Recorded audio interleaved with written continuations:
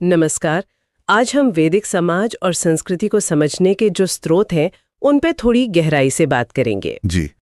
प्राचीन भारतीय इतिहास, खासकर स्कूल से लेकर कॉम्पिटिटिव एग्जाम्स की तैयारी करने वालों के लिए ये जानना बहुत महत्वपूर्ण है कि उस युग की जानकारी हमें आखिर मिलती कहाँ से है। हाँ, बिल्कुल। देखिए, प्राचीन भारत का वैदिक काल मतलब लगभग 1500 से 600 ईसा पूर्व का समय, जी। उसको समझना ना वाकई एक तरह की जासूसी जैसा है। सुराग बिखरे हुए, आप समझिए। अच्छा, जासूसी। हाँ, जैसे वेदों में लिखे भजन है, फिर वो खास मिट्टी के बर्तन हैं, पेंटेड ग्रेवेयर, हाँ, सुना है उनके बारे में। लोहे के औजार हैं, और यहाँ तक कि प्राचीन ईरानी ग्रंथ अवेस्ता को देखिए, उसमें भी मिलते जुलते शब्द हैं। तो इन सब कड़ियों को जोड़कर ही मतलब उस समय की पूरी तस्वीर उभरती है। तो फिर शुरुआत साहित्यिक स्रोतों से करते हैं। सबसे पहले तो वेद ही आते हैं। इन्हें श्रुति कहते हैं, है ना?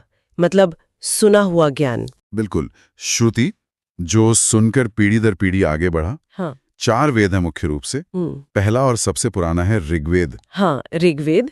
इसका समय लगभग 1500 से 1200 ईसा पूर्व का माना जाता है। जी हाँ, करीब करीब वही। इसमें 1028 सूक्त हैं, और इनसे हमें शुरुआती वैदिक काल के लोगों का जीवन पता चलता है।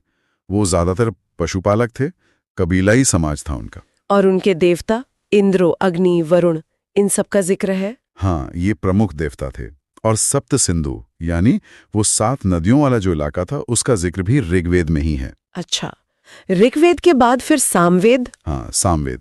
इसमें ज्यादातर मंत्र तो ऋग्वेद वाले ही हैं, पर उनको संगीत में ढाल दिया गया है, मतलब गाने के लिए। तो यज्ञों में गाने के लिए। इससे संगीत का महत्व पता चलता है उस समय। सही, यज्ञों में संगीत का महत्व बढ़ रहा था। फिर आता है यजुर्वेद। इसमें यज्ञ करने के जो नियम हैं और गद्य वाले मंत्र हैं। तो ये उत्तर वैदिक काल की तरफ इशारा करता है, जहाँ यज्ञ थोड़े और जटिल हो गए होंगे। बिल्कुल, यज्ञों की जटिलता और ब्राह्मण वर्ग का बढ़ता प्रभाव ये यजुर्वेद से साफ झलकता है। और चौथा वेद, अथर्ववेद, वो तो थोड़ा अलग है शायद। हाँ, वो कुछ अलग है। उसमें आम लोगों के जो विश्वास थे, जादू टोना, बीमारियां दूर करने के मंत्र, इस तरह की चीजें ज्यादा हैं। तो उससे उस समय के लोक जीवन की एक झलक मिल जाती है। अच्छा, वेदों के बाद भी तो कुछ ग्रंथ है ना, ब्राह्मण ग्रंथ? जी हाँ, ब्राह्मण ग्रंथ। ये दरअसल वेदों पर कॉमेंट्रीज हैं, टीकाएं हैं। यज्ञों का मतलब क्या है, विधि विधान क्या है, ये सब समझाते हैं। जैसे शतपथ ब्राह्मण काफी प्रसिद्ध है। और इनसे सामाजिक नियमों, वर्ण व्यवस्था के बारे में भी जानकारी मिलती है। हाँ, उनके विकास की जानकारी मिलती है। फिर ब्राह्मणों के बाद आते हैं आरण्यक, वन पुस्तकें। वन पुस्तकें मतलब जंगलों में लिखी गई? माना जाता है कि